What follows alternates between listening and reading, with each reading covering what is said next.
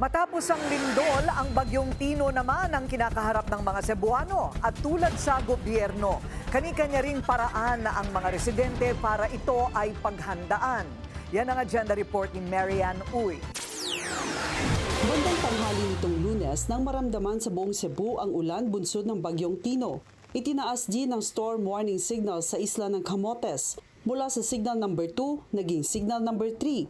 Pero alas 10 ng umaga, malakas na ang hangin at bumubuhos na ang ulan na pinost sa kanilang social media ang ilang residente ng isla.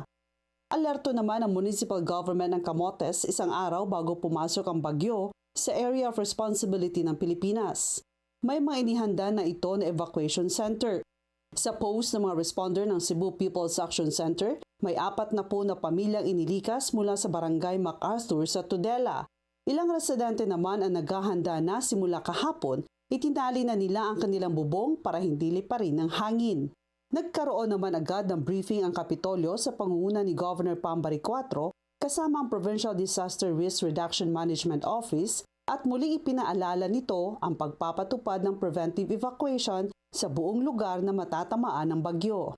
It's also directed in the red alert that preemptive evacuation should be initiated in coordination with local authorities, especially the coastal zones in the earthquake slope affected areas. Preemptive evacuation is non-negotiable. Sa Oslob sa Cebu, dahil sa itinaas ang typhoon signal number 2 sa buong lalawigan, walang turista at sarado muna ang whale watching activity. Itinali na ang lahat ng bangka, 2 araw na muna magpapahinga ang mga bangkero. Kanselado na rin ang lahat ng biyahe ng barko at eroplano patungo at palabas ng Cebu, Bohol, Leyte, Negros Oriental at Siquijor. Sa Carcar City, dahil sa pangamba na maubusan ng mga gamit pangluto, ilang mga ginang ang pumila simula umaga sa public market ng Carcar. Nagkakaubusan na raw kasi ng mga basic food at supplies at ayaw nilang maulit ang naranasan nila noong bagyong Odette. Ganon rin sa mga gas stations, walang tigil ang pila sa mga pribadong sasakyan at motorsiklo. Posible raw na magsasara bukas ang ilang gas station dahil sa bagyo, kaya naghanda na ang mga motorista. Tiniyak naman ng DSWD Region 7 at ng Cebu Province na may sapat na supply ng relief goods.